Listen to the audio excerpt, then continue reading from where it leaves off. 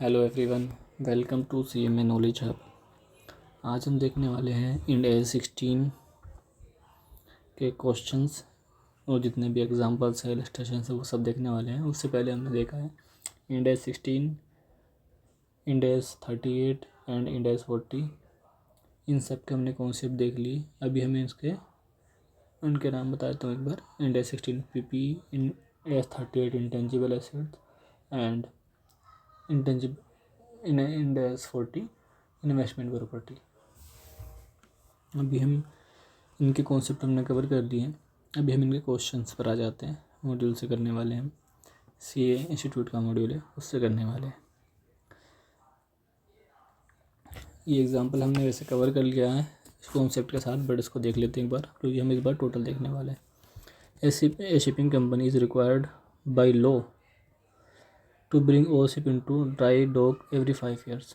मतलब जैसे भी सी चलते हैं पानी के अंदर, वो पानी में ही रहते हैं। हो सकता है वो कुछ गल जाए, उनमें कुछ इश्यूज़ आ जाएं, हो सकता है वो डूब जाएं। तो इसलिए एक ये लॉ बनाया गया है कि हर 5 साल बाद जो भी शिप होगा वो ड्राई स्पेस पर आएगा और उसकी अपनी ओवरहोलिंग कराएगा। ठीक है, every 5 year for major inspection and overhaul expenditure might at first sight seem to be a repair to ship, but actually cost incur in getting the ship back to the condition. As such cost must be capitalized। मतलब हमें starting में लग रहा है कि वो repair होगी, लेकिन जब वो आता है तो उसमें एक मेजर एक्सपेंस होता है तो सी वर्ती कंडीशन में लाने के लिए, तो उसको उस एक्सपेंडिचर को कैपिटलाइज करते हैं। ठीक है, ये तो हमारी होगी पुरानी इन्फो। ये सिर्फ डिटेल दी हुई है, एक बैकग्राउंड दिया हुआ है कि क्या चीज़ करने वाले हैं, क्या चीज़ पे होने वाला है। अब हम आते हैं एक्चुअल एग्जांपल पे। A ship cost 20 million with 20 years of life must have major hole over every 5 years. The estimated cost of overhaul at the 5 year point is 5 million. हम अभी एस्टिमेट करके चल रहे हैं कि जो हमारा ओवरहोल होने वाला है 5 साल बाद, उसकी जो एस्टिमेटेड कॉस्ट है वो 5 मिलियन है, और हमारी टोटल शिप की कॉस्ट कितनी है, 20 मिलियन, और लाइफ है 20 साल। तो इसमें हमें डायरेक्टली नहीं दिया हुआ कि हमारी जो ये ओवरऑल की कॉस्ट है वो 5 ईयर्स की होगी, लेकिन हमें यहाँ पर दिया हुआ है कि रिक्वायर बाई लॉ हर 5 साल में ओवरऑल कराना ही है। अगर उससे पहले हो जाएगा तो उससे पहले हो जाएगा, जितनी भी बाकी का जो भी बचा होगा डिप्रिशिएशन, वो उस टाइम पे सारा का सारा डिप्रिशिएट हो जाएगा, अदरवाइज वो इक्वल रेशियो में हो जाएगा। अब एग्जांपल देख लेते हैं। ओवरऑल कंपोनेंट का कितना है, 5 मिलियन। शिप की कितनी कॉस्ट है, 15 मिलियन। ओवरऑल की 5 साल या 5 साल लाइफ है, और शिप की 20 साल। इनका डिप्रेशन के उल्ट कर लिया, इसका 1 साल पल आ गया, और इसका आगे कितना 0.75। ठीक है, अब इसकी 5 साल बाद हम क्या निकाल सकते हैं, कैरिंग वैल्यू निकाल सकते हैं। तो कैरिंग वैल्यू 5 साल बाद इसकी तो 1 साल करके ख़त्म हो जाएगी सारी, तो कैरिंग वैल्यू किसकी बचेगी, सिर्फ इसकी बचेगी।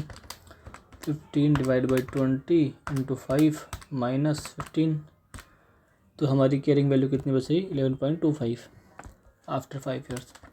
अब ओवरहोल कराया हमने, उसका एक्सपेंस होगा तो उसको हम कैपिटलाइज करेंगे। अब एक्चुअल में कितना एक्सपेंस हुआ, ये तो हमारा एस्टिमेटेड था, एस्टिमेटेड के हिसाब से हमने किया था। अब एक्चुअल में कितना एक्सपेंस हुआ है हमारा, वो देख लेते हैं। Assume that actual overhaul cost incurred at the end of 5 years is 6 million। तो 11.25 प्लस 6 17.25 हमारी कैरिंग वैल्यू आ जाएगी starting of the 5th year. ठीक है, the depreciation charge for 6 year to 10 year will be, हाँ अब यहाँ पर डिप्रेशन चेंज हो जाएगा, क्योंकि अभी कॉस्ट हमारी ओवरऑल कितनी हो गई, 6 साल, और लो रिक्वायर बाई लो लाइफ कितनी है 5, तो 1.2 डेप्रिसिएशन पर ईयर हो जाएगा। हमारे शिप की तो वही चलेगा डेप्रिसिएशन। अभी 11.25 है, लाइफ बची 15, तो हमारी डेप्रिसिएशन आ जाए 0.75। ठीक है, इसी तरह से ये चलता रहेगा। ये हमारा एग्जांपल कंप्लीट हो गया। अभी नेक्स्ट एग्जांपल देखते हैं कौन सा है। अभी देखते हैं कॉस्ट कैलकुलेशन की। Amul limited incur the following cost in relation to the construction of new factory. यहाँ पे कंस्ट्रक्शन हो रहा है फैक्ट्री का। And the introduction of this its product to the local market the below table illustrate which item cost to be capitalize as. अब हमें cost दी हुई है ये सारी, यहाँ पर दिया हुआ इंडेक्स के हिसाब से कौन कौन सी कैपिटलाइज होगी कौन सी नहीं होगी। तो हमने सारे कॉन्सेप्ट में पढ़ा हुआ है, हम इसको अभी देखते ही नहीं है। यहाँ देखते हैं साइड प्रिपरेशन कॉस्ट कैपिटलाइज होगी, हाँ होगी। डायरेक्ट मटेरियल कैपिटलाइज होगा। Labour including during the strike period, हाँ हमने देखा था स्ट्राइक पीरियड क्या जो भी एबनॉर्मल है उसको हमें एक्सक्लूड करना है, तो यहाँ पे ये एक्सक्लूड होगा 10। Testing of various process in factory ये भी होगा। कंसल्टिंग फीस टू इंस्टॉलेशन ये भी होगा। रिलोकेशन ऑफ स्टाफ ये नहीं होगा। जनरल ओवरहेड ये नहीं होगा। Estimated go to estimating present value, हाँ ये होगा, प्रेजेंट वैल्यू पे है। ठीक है, देख लेते हैं। हाँ ठीक है, सही है बिल्कुल। अभी हम देखते हैं नेक्स्ट एग्जांपल कौन सा है, ये रहा। On 1 April 2001 an item of property is offered for sale at 50 million with payment term being 3 equal installment of 33,33,333 over 2 years period. Payment are made on 1st April 2001, 31st March 2001 and 31st March 2002. Implicit interest rate of return is 5.36% per annum. Past general entity for recording property in accordance with the Ind AS 16. ठीक है, अब इसको देखते हैं कि पहले हमें ये जो है ना, ये हमारा कौन सा केस है जिसमें हमने डेफर्ड सेटलमेंट बेसिस पे कोई चीज़ परचेज करी है। ठीक है, अब हम इसकी केस प्राइस तो पता नहीं है कि अगर हम केस में लेते तो कितने की लेते हैं, तो हम उसको पीवी कर लेंगे। अब हमने इंस्टॉलमेंट कब कब दी है, एक इंस्टॉलमेंट दी हमने 1 अप्रैल में, फर्स्ट ईयर के स्टार्टिंग में दे दी जब हम स्टार्ट करने वाले। तो इसके ऊपर तो हमारा कोई इंटरेस्ट गया, इंटरेस्ट कैलकुलेशन होगी नहीं, इंटरेस्ट जाएगा नहीं। ठीक है, इसको कैलकुलेट कर लेते हैं। 33 33 33 3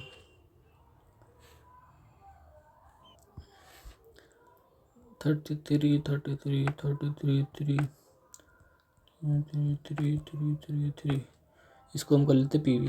तो क्योंकि ये फर्स्ट ईयर की स्टार्टिंग में ही जा रहा है तो इसका हमारा प्रेजेंट वैल्यू फैक्टर आएगा 1 और 5.1 डिवाइड बाई 5 1 डिवाइडेड बाई 1.56 1.056 2, तो हमारा दूसरा फैक्टर आएगा फर्स्ट ईयर के एंड में आएगा 9.949 और नेक्स्ट में आएगा 90001। ठीक है, इसको हम पीवी कर लेंगे तो हमारा पीवी करके क्या आ जाएगा, ये तो एज इट इज आ जाएगा 33 33 33 और 33 33 33 इंटू 0.949, ये आ गया हमारा 3163333 और आ गया 901 इंटू में 333, ये आ गया हमारा 300333। न्यू टोटल कर लेते हैं तो कितना आ जाता है, ये आ रहा है अप्रोक्स 9,50,000 सॉरी 95 लाख। तो हमारा जो पेमेंट बैठा है 33 करके वो बैठा है 1 लाख और हमारी एक्चुअल कितना आ रहा है 95। तो हमारा 50 के 5 लाख क्या है, ये हमारी फाइनेंस है कॉस्ट। ठीक है, इस फाइनेंस कॉस्ट को हम अमोर्टाइज कर लेंगे। ठीक है, अभी तो हमारा ये आ गया 95 लाख। अब 95 लाख को हम अमोर्टाइजेशन टेबल से इसको अनबाउंड करेंगे। वो कैसे करेंगे, 95 लाख इंटू में 5.36% प्लस हो जाएगा ये माइनस एक्चुअल पेमेंट, तो वो एक्चुअल पेमेंट है नहीं है ना, एक्चुअल पेमेंट कितना है,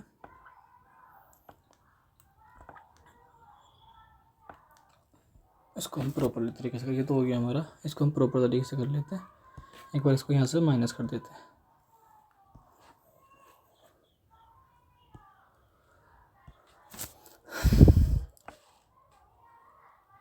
95 95,00,000 ईयर 1 2 3। फर्स्ट ईयर में हमारा कोई भी इंटरेस्ट नहीं लगेगा क्योंकि हम पहले ही इंस्टॉलमेंट दे रहे हैं। इंटरेस्ट यहाँ नहीं आएगा, हमारी इंस्टॉलमेंट पेमेंट हो जाएगी कब, स्टार्टिंग में ही। क्लोजिंग बैलेंस कितना आ जाएगा हमारा 95 माइनस क्लोजिंग आ जाएगा 616667 616667 इंटू 5.36%। यह आ गया हमारा इंटरेस्ट 330533 प्लस माइनस 33 यह आ गया हमारा पेमेंट हो गया हमारा। यहाँ पर आ गया क्लोजिंग 31,63,863। ठीक है, 31,63,863। अब यहाँ पे अगर हम इंटरेस्ट कैलकुलेट करेंगे तो वो बहुत अलग आएगा। तो हम क्या करेंगे, यहाँ पर 33 का पेमेंट कर देंगे और इसका जो डिफरेंस आएगा उसको हम इंटरेस्ट कोस्ट मान के दिखा देंगे। 169,465 ये हमारी इंटरेस्ट कोस्ट आ जाएगी। ये दोनों की हम इसको P&L में भेज देंगे रेस्पेक्टिव ईयर में, और डिप्रिशिएशन चार्ज कर लेंगे इस पर 95 अमाउंट पे। अब इसको देख लेते हैं इसका सोल्यूशन। ठीक है, इन्होंने जनरल एंट्री की हुई है। ठीक है, वो इजीली हो जाएगी, कोई इशू नहीं है। पीपी परचेज कितने की, 95 की। वर्किंग नोट में इन्होंने दिखा दिया। टू बैंक स्टार्टिंग में इन्होंने पेमेंट कर दिया, डाउन पेमेंट 33 का, और जो अकाउंट पेबल है वो इन्होंने दिखा दिया 667 का। इंटरेस्ट एक्सपेंस कितना बेटा फर्स्ट ईयर का 330। अकाउंट पेबल बचा हुआ हमारा 3280।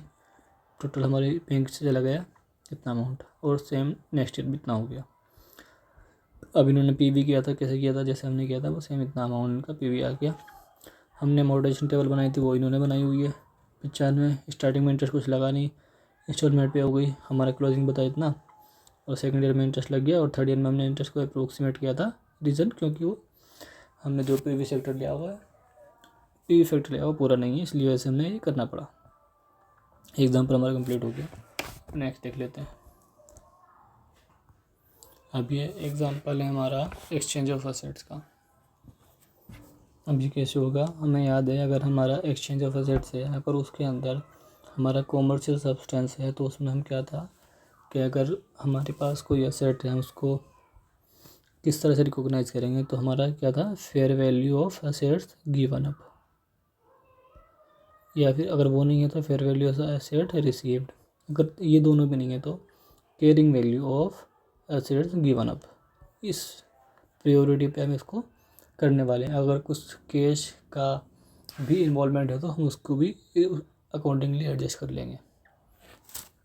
ठीक है, Pluto limited on land and building which is carried at balance sheet date at an aggregate carrying amount of 10 million.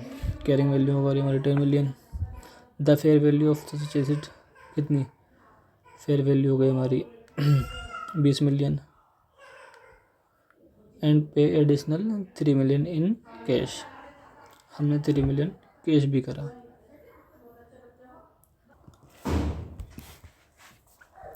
ठीक है, अब इसको देख लेते हैं कैसे करना है हमें। हमारी फेयर वैल्यू, हम पहले एसेट्स कितने की रिकॉग्नाइज करेंगे, fair value of assets given up की ले ली दी हुई है, तो fair value of assets given कितनी है 15। लेकिन साथ में हमने क्या दिया है, कैश भी दिया है कितने का 3 का, तो हम 18 की रिकॉग्नाइज करेंगे। ठीक है, रिकॉग्नाइज हम 18 ही कर रहे हैं।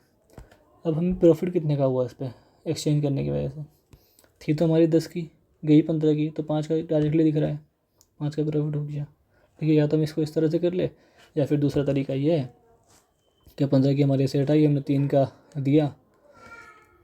ठीक है, यहाँ देख लेते हैं ये हमारी एसेट रिकॉग्नाइज कितने की, 18 की। अब हमने दिया क्या है, 10 मिलियन की कैरिंग वैल्यू वाली हमने एक एसेट दी है, प्लस कैश भी दिया है कितने का, 3 का। ये कितना होगा, 13। 13 माइनस 18 कितने बचे, 5।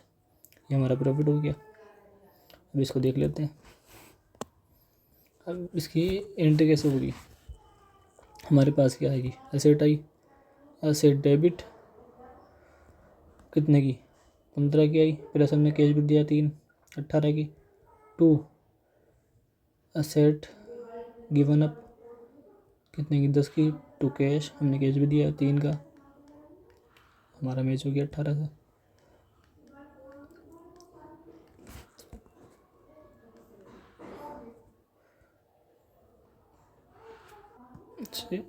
टू एसेट 13, जो डिफरेंस बचा वो हमारा गेन हो गया, P&L में चला जाएगा 5, हमारी एंट्री मैच हो गई। अब इसको देख लेते हैं इन्होंने कैसे किया हुआ है। The transaction has been commercialize, 18 million 5 pay 3। Entry देख लेते हैं। PP अकाउंट डेबिट कितने की, 18 की। 2 PP कैरिंग वैल्यू हो गई हमारी बिल्डिंग, 10 में कैश गया, 10 में जो डिफरेंस आया बैलेंसिंग फिगर वो हमारी हो गई प्रॉफिट। ठीक है, अभी हम देख लेते हैं next example. Accumulated depreciation at the date of revaluation. Revaluation के टाइम पे हमारा डेप्रिसिएशन कैलकुलेट करना है। हमें या तो का रिवैल्यूएशन में हमारे 2 मेथड होते हैं, एक तो एलिमिनेशन अप्रोच वाला और एक होता है रीस्टेटमेंट अप्रोच वाला। हम उसको दोनों से ही करेंगे क्योंकि इसने मेंशन नहीं किया हुआ कि हमें कौन सा वाला करना है। Jupiter limited has an item of property plant equipment with initial cost 1 lakh at the date of revaluation. Accumulated depreciation कितना का, 55 का। The fair value of asset similar says 65। अब हम पहले नेट कैरिंग वैल्यू निकालते हैं। 1 lakh minus 55,000, net carrying value कितनी आ गई, 45,000। और हमारी फेयर वैल्यू कितनी आ रही है, 65। 65 माइनस 45, 20 का हमारा रिवैल्यूएशन गेन हो गया। ठीक है,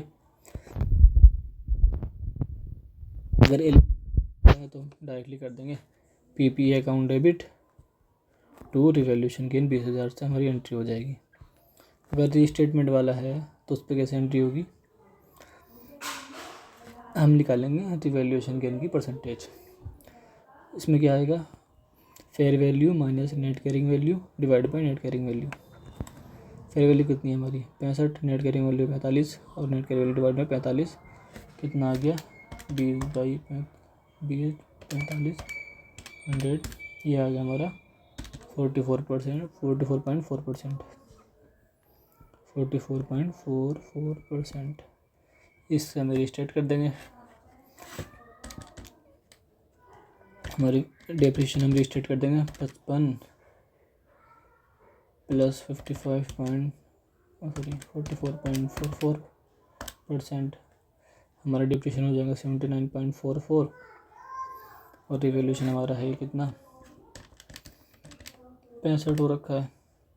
नहीं, हम करेंगे उस पर कॉस्ट पे, 1 लाख पे 1 लाख प्लस 44.44% 144, जो डिफरेंस आएगा वो रिवैल्यूएशन गेन में चला जाएगा। अब इसको देख लेते हैं। ठीक है, एक्यूमुलेटेड डेप्रिसिएशन को हमने पहले ख़त्म कर दिया, फिर जो हमारी एसेट थी उसको हमने रिवैल्यूएट करके उसकी वैल्यू बढ़ा दी, तो हमारी कैरिंग वैल्यू आ गई ये 65। मेथड कौन सा, रीस्टेटमेंट अप्रोच। उसका हमने क्या निकाला, पहले गेन परसेंटेज निकाली, गेन परसेंटेज को हमने एसेट से मल्टीप्लाई कर दिया। ये क्या किया, फिर जो इंक्रीज हुआ है वो उसी को लिया है हमने, टोटलिटी में ले लिया था। ठीक है, 444 आ गया, रिवैल्यूएशन गेन कितना है 2 और डेप्रिसिएशन 44 आ गया, हो गया इजीली। अब देखते हैं आगे नेक्स्ट कौन सा है। Illustration number 4। Venice limited is a large manufacturing group. It owns a considerable number of industrial buildings such as factory, warehouse, and office buildings in several capital cities. The industrial buildings are located in industrial zone whereas the office buildings are in central business district of the city. Venice Limited manager want to apply Ind AS 16 revaluation model to the subsequent measurement in the of office building, but continue to apply the historical cost model to the industrial building. अब हमने क्या पढ़ा था कि अगर कोई सा भी मॉडल फॉलो कर रहा है तो वो पूरी क्लास पे होगा, ठीक है। अब एक और फिर हमने Ind AS 40 में भी पढ़ा था कि इन्वेस्टमेंट प्रॉपर्टी हमारी कॉस्ट पर ही मेज़र होगी और जो उसका फेयर वैल्यू होगी उसको हम डिस्क्लोज़ करेंगे। अब ये क्या कर रहे हैं इसको देख लेते हैं एक बार। तो सिंपली ऐसा नहीं कर सकते, उनको सारी जितनी भी क्लास ऑफ कंपनीज हैं उनको सब सेम मॉडल पर दिखाना पड़ेगा, या तो रिवैल्यूएशन मॉडल या फिर कॉस्ट मॉडल, ये दिया हुआ है इसमें। Venice limited can apply revaluation model only to the office building. The office building can be classified distinguished from industrial building in their function, the nature and the general location.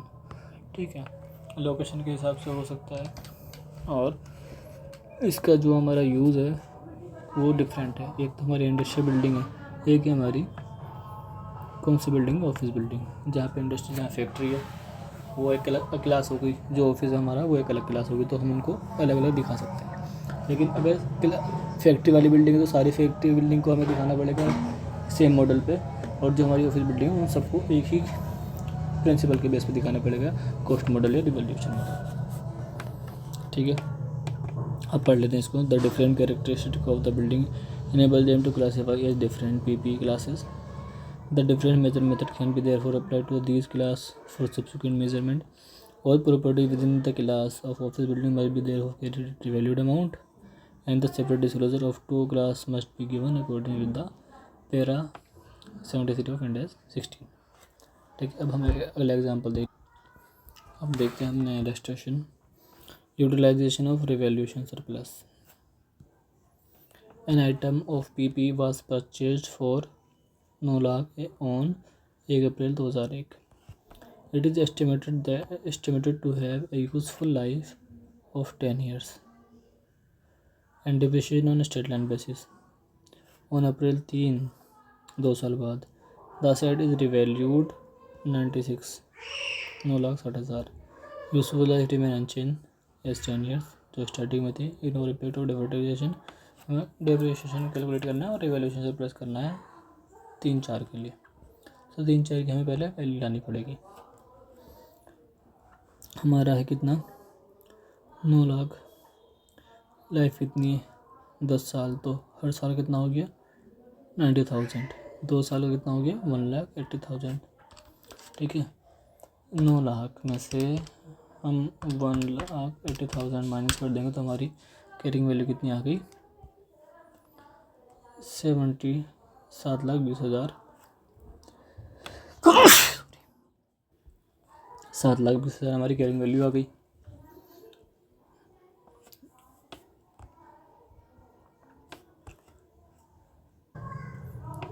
ठीक है, ये हमारी carrying value की fair value कितनी है 9,60,000. तो gain कितना हो गया 2,40,000 का. ठीक है, हमारे पास एक ऑप्शन भी होता है. इन्होंने जिस तरह किया हुआ है ना, इन्होंने जो एक ऑप्शन है उसको यूटिलाइज़ किया हुआ है, इसमें मेंशन नहीं है बट हम उसको उसी हिसाब से कर लेते हैं. हमने पढ़ा था कॉन्सेप्ट में कि एंटिटी के पास एक ऑप्शन होता है in case of revaluation gain, कि वो रिवैल्यूएशन गेन को उसी साल रिटेन अर्निंग में शो कर सकते हैं जितना एडिशनल डेप्रिसिएशन लगा है ड्यू टू रिवैल्यूएशन गेन. तो उन्होंने भी सेम ही किया है पहले. अब हम इसका डेप्रिसिएशन निकालते हैं. हमारी क्या है कैरिंग वैल्यू कितनी आ गई 9,60,000. अब इसकी लाइफ कितनी बची, क्योंकि लाइफ अनचेंज है तो हमारी 8 बची. तो डेप्रिसिएशन कितना हो गया, डेप्रिसिएशन कितना हो गया 9,60,000 डिवाइड बाई 8, 1,20,000 हमारा डेप्रिसिएशन हो गया. पहले डेप्रिसिएशन कितना लग रहा था हमारा जब हम डिवैल्यूट नहीं किया था 90,000. तो एडिशनल डेप्रिसिएशन कितना हुआ हमारा 30,000. इस 30,000 को हम जो हमारा रिवैल्यूएशन गेन हुआ है 2,40,000 का, उसमें से हम माइनस करके कहाँ दिखा सकते हैं रिटेन अर्निंग में. ठीक है, अब 2,40,000 का हमारा रिवैल्यूएशन गेन है, इसमें से हम 30 माइनस करके कहाँ जाएंगे रिटेन अर्निंग में. कितने यहाँ पे कितना बचेगा सॉरी 2,10,000 हमारा रिवैल्यूएशन में बच जाएगा। अब इनका देख लेते हैं। Revaluation plus account debit to retained earning ने यहाँ ट्रांसफ़र कर दिया, रिवैल्यूएशन को कम कर दिया और जो बैलेंस बचा कितना 960 में से मगर तो हमारा रिवैल्यूएशन कितना 240 का ट्रांसफ़र दिया इतना 30 बचा 210, सॉल्व हो गया। अब देख लेते हैं अगला एग्जांपल कौन सा है। अब ये देख लेते हैं हम, अगर हम रिवाइज होती है हमारी यूज़फुल लाइफ, उस केस में हमारा डिप्रेशन कैसे चेंज होगा। An assets which cost 10,000 was estimated to have useful life of 10 years and residual value 2,000. After 2 years, useful life was revised to 4 remaining years. To 4 remaining years. तो देख लेते हैं हमें क्या डिवाइस करना है, एक फर्स्ट सेकेंड और थर्ड ईयर के लिए डिप्रेशन कैलकुलेट करना है। फर्स्ट ईयर के लिए कैलकुलेट करते हैं पहले 10,000 है minus residual value 2,000 divide by 10 तो कितना हो गया 10,000 माइनस 2,000 8,000 डिवाइड बाई 10 तो हमारा फर्स्ट ईयर के लिए कितना हो गया 800। अब सेकेंड ईयर के लिए देख लेते हैं। सेकेंड ईयर के लिए भी हमारा सेम रहने वाला है, हाँ सेकेंड ईयर के लिए भी सेम रहने वाला है। थर्ड ईयर के लिए देख लेते हैं। आफ्टर 2 ईयर्स यानी कि थर्ड ईयर में हमारा यूज़फुल लाइफ कितनी हो गई 4 हो गई। तब तक हमारी कैरिंग वैल्यू कितनी बची 800 इंटू 2 1600 हो गए माइनस कितने 10,000 कैरिंग वैल्यू बची 840 माइनस इसमें से 2 कर लेंगे कितना 2,000 डिवाइड बाई 4। थर्ड ईयर का डेप्रेशन कितना हो गया हमारा 1600। देख लेते हैं।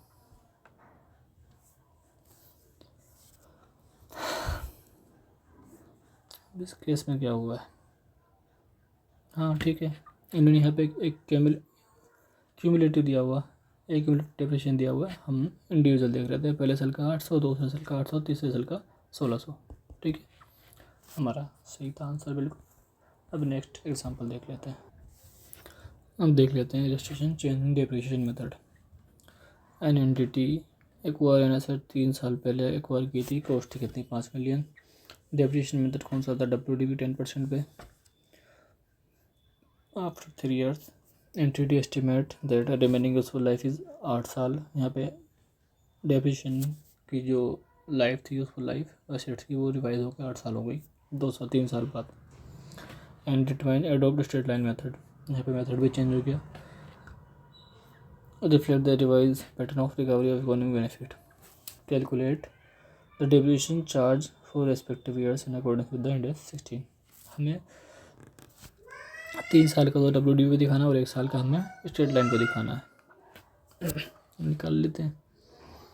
पहले साल का क्या 5 मिलियन है, 10% कितना आ जाएगा 50, फिर 5 में से 50 गया 4.5 इंटू 10% 45 माइनस 4.5 कितना बचा 40.5 इंटू 10% 40.5 बचा। ठीक है, तो हमारा कैरिंग वैल्यू कितना बचा 3 साल बाद माइनस 10% हमारा बेटा 36.45। अब इसकी लाइफ कितनी हो गई 8 साल डिवाइड बाई 8, हमारा डेप्रिसिएशन कितना हो गया 4.55। अब इसको देख लीजिए कैसे किया हुआ। ठीक है 4.55, हाँ तो हमने फ्रैक्शन में किया हुआ, ठीक है इसलिए हो गया ये भी। नेक्स्ट इलस्ट्रेशन देख लेते हैं।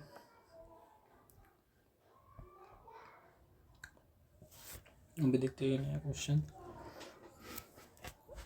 MS Limited acquire a heavy machinery, it cost 1 crore with no breakdown of the component part। मतलब कंपोनेंट, ये कंपोनेंट अकाउंटिंग वाला पार्ट है को, ये हमारा मेथड यहाँ पे एग्जांपल है। मतलब कंपोनेंट वाला कि जिसमें हमारे 2 पार्ट होते हैं, एक तो हमारे पूरी जैसे हमने एग्जांपल दिया था कार और इंजन का, वो ये वाला पार्ट है। लेकिन कार और इंजन की इन्होंने प्राइस ब्रेकडाउन नहीं किया हुआ, ये बताया हुआ है। Useful life 10 years, At the end of 6 years, major component turbine require replacement. Further maintenance is uneconomical. The remainder of the machine is perfect and expected to last for the next 4 years. The cost of new turbine is 45, discounted 5. Analyze whether cost of new turbine can be recognized as an asset. If yes, then apply the accounting treatment.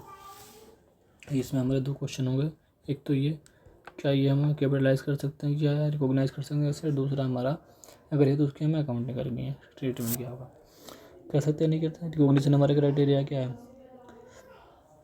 Future economic benefit और cost can be measure reliably, क्योंकि future economic benefit तो आएंगे क्योंकि हमारी turbine mandatory requirement है हमारी उसकी कि हमें रिप्लेस करना है, रिप्लेस करने के बाद ही वो फंक्शन में आएगी, तो उसके बाद जो फंक्शन में आएगी तो हमारे इकोनॉमिक बेनिफिट भी होंगे। तो हमारे इकोनॉमिक बेनिफिट तो है, क्या कॉस्ट मेजर कर सकते हैं रिलायबली, हाँ दी हुई है डायरेक्टली 45 लाख, तो हमारा रिकॉग्निशन क्राइटेरिया है। अब इसको हमें करना है इसकी अकाउंटिंग, उसकी अकाउंटिंग कैसे करेंगे वो देख लेते हैं। ये कब रोल हो रहा है इसका, eight the end of 6 year, तो यानी कि 6 ईयर तक हमें इसकी अकाउंटिंग करनी पड़ेगी। पहले हम इसकी क्या करेंगे, पहले हम कंपोनेंट की कैरिंग वैल्यू निकालेंगे और जो अदर कंपोनेंट है उसकी कैरिंग वैल्यू निकालेंगे। वो कैसे निकालेंगे, उसको हम सेपरेट करेंगे। सेपरेट कैसे करेंगे, हम अपना स्टेप फॉलो करेंगे कि क्या जो न्यू कंपोनेंट की अकाउंटिंग है, कॉस्ट है 45 लाख, इसको हम डिस्काउंट कर लेंगे आज। ये कब हो रहा है ओवरऑल, 6 साल बाद, तो 6 साल से इसको डिस्काउंट कर लेंगे आज के दिन। ठीक है, इसको डिस्काउंट कर लेते हैं। हमारे पास रेट दिया हुआ है 45 लाख डिवाइड बाई 1.05 की पावर 6, 45 लाख डिवाइड बाई 1.05 की पावर 6, 1 2 4 5 6। इसकी प्रेजेंट वैल्यू कितनी आ गई हमारी, 33,57 970 आ रही है। ठीक है, 900 लेते हैं अप्रोक्सीमेशन के लिए। ठीक है, ये तो हमारी कंपोनेंट की कॉस्ट आ गई स्टार्टिंग की। तो हम इसको बाइफरकेट कर लेंगे अब कि हमारा जो 1 करोड़ है इसमें दो चीज़ हो गई हमारी। एक तो हमारा कंपोनेंट हो गया 33,57,900 का, और 33,57 माइनस 1 करोड़, ये आ गया हमारा 66,42 का, 42,10। ठीक है, 42,203 समथिंग आ रहा है। 33,57,900 माइनस 1 करोड़, 66,42,100, ये हमारी वैल्यू है कंपोनेंट की। अब इसको डेप्रिशिएट कर देंगे हम। इसकी लाइफ कितनी है, 10 साल, और कितने चले गए, 6 साल चले गए, बचे कितने 4, तो इसकी हमारी कैरिंग वैल्यू आ जाएगी 6,400 डिवाइड बाई 10 इंटू में 4, कैरिंग वैल्यू कितनी आ रही है इसकी 26,57,640। अब इसकी कैरिंग वैल्यू कितनी आ रही है वो देख लेते हैं हम कितनी आ रही है। अब इसको हमने डेप्रिशिएट करना है 6 साल में। हम इसकी लाइफ हमें दी नहीं हुई है, कितनी लाइफ है, तो हम क्या एज्यूम करते हैं जो हमारी मशीनरी की यूजफुल लाइफ है उतनी ही इसकी लाइफ है। तो इसको भी हम 10 से डिवाइड करेंगे और इसको भी हम कैरिंग वैल्यू निकाल लेंगे आज के टाइम पे कितनी है, 33,57,900 डिवाइड बाई 10 इंटू में 4, इसकी कैरिंग वैल्यू आई हमारी 43,160। अब हम कैरिंग वैल्यू निकालेंगे टोटल की। ऐसी कैरिंग वैल्यू की 26,57,640 plus new component 45 minus old component की कैरिंग वैल्यू 13,43,160। ठीक है, 26,57,640 प्लस 45 माइनस 45, तो इसकी वैल्यू कितनी आ रही है? 26,57,640 प्लस 45 लाख माइनस 13,43,160, 58,14,480 हमारी कैरिंग वैल्यू आ रही है। अब इनका देख लेते हैं। न्यू टर्बाइन प्रोड्यूस, तो हमारी रिप्लेसमेंट कॉस्ट कितनी आ रही है? 45, 6 ईयर प्रीवियसली, तो उसको हम पीवी कर लेंगे। आज के डेट पे हमने पीवी कर लिया, इसकी ये वैल्यू आ गई 33,57,900, और हमने इसको से डेप्रिसिएशन हटा के तो हमारी कैरिंग वैल्यू कितनी आ रही है? 13,43,160, जो कि हमारी आई है। ठीक है, डेप्रिसिएशन में पार्सल से 20 हमारा सेम में दिया हुआ है। The cost of new turbine will be 45, ठीक है, ये ऐड हो जाएगी, 45 ऐड हो जाएंगे, ये माइनस हो जाएंगे, 43,43,160 प्लस जो हमारी कैरिंग वैल्यू चल रही है किसकी? टोटल की, वो हम सही कर लेंगे।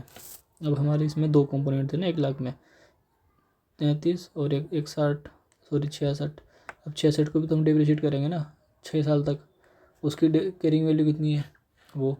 अब इन्होंने पता नहीं किस तरह से किया हुआ है कि इन्होंने जो है ना पूरा माइनस कर दिया।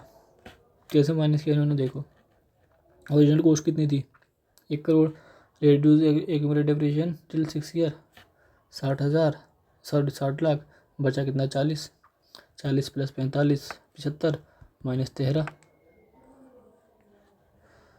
40 पे 45 85 माइनस 13, इनका बच गया 71। जबकि मेरे हिसाब से ये गलत है, मतलब वो कॉन्सेप्ट के हिसाब से भी गलत है, क्योंकि इन्होंने यहाँ पर डेप्रिशिएट ये जो वैल्यू ले ली इन्होंने डबल ले ली यहाँ पर। ये जो यहाँ पर जो इन्होंने डेप्रिशिएशन की वैल्यू ले ली डबल, क्योंकि अगर ये इसको पूरा डेप्रिशिएशन मान लिया, पूरा ओरिजिनल कॉस्ट का, मशीन का भी और कंपोनेंट का भी, ठीक है। अब जब इन्होंने ये मान के इसको 40 बच रहे हैं कैरिंग वैल्यू ये कर ली, तो फिर ये 43 किस चीज़ का माइनस कर रहे हैं? तो ऑब्वियसली इन्होंने ये गलत किया हुआ है, इसमें बाइफरकेट नहीं किया हुआ। हमारा बिल्कुल ठीक है, कोई इशू नहीं है। हमारा वैल्यू ये आ रही है 58,14,480। अभी हम नेक्स्ट एग्जांपल देख लेते हैं। इसमें देखते हैं कॉस्ट कौन कौन सी इंक्लूड होगी। एक बार की कॉस्ट, तो उसमें क्या क्या होगा? लिस्ट प्राइस ऑफ मशीन ये है, इम्पोर्ट ड्यूटी ये है, अगर नॉन रिफंडेबल है तो ऐड होगी, डिलीवरी फीस ऐड होगी, इलेक्ट्रॉनिक इंस्टॉलेशन होगा, प्री प्रोडक्शन टेस्टिंग होगा, मेंटेनेंस का है तो ये इंक्लूड नहीं होगा। In addition to the above information, XYZ Limited was granted a discount of 10% on the initial list price। List price कौन सा हमारा? ये इसको 10% यानी कि ये 90% पे लेंगे हम। उस पर इस पर एन सेटलमेंट डिस्काउंट ये हम कंसिडर नहीं करेंगे। If payment was machine was receive with in 1 month, ठीक है, तो हम इसका टोटल कर लेते हैं। कितना अमाउंट आ रहा है हमारा?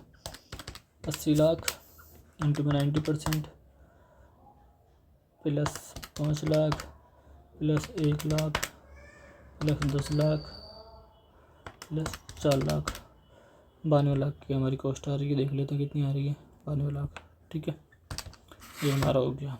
इन्होंने दिया वो मेंटेनेंस कॉस्ट नहीं लेंगे, डिस्काउंट को कंसिडर नहीं करेंगे, ये इन्होंने नोट्स लिखे हुए हैं। दूसरा देख लेते हैं क्या है। एक्सलिमिटेड टू स्टार्ट कंस्ट्रक्शन, यहाँ पे कंस्ट्रक्शन का केस है। परचेज प्राइस लेंगे लैंड का, yes. Stamp duty, legal fees, architect fees, site preparation, material, direct labour cost, general overhead नहीं लेंगे।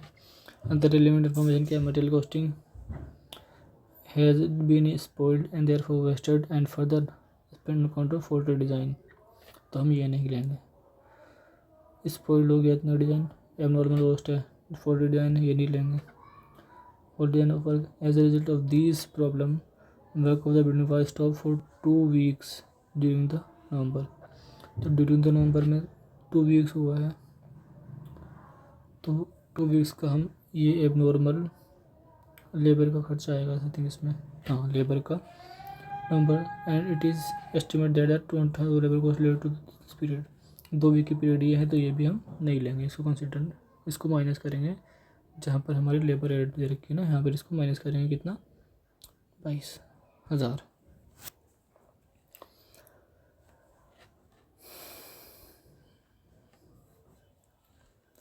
Labour cost rate to that period, the building was completed on 1 January 2001 and go to use 1 April this.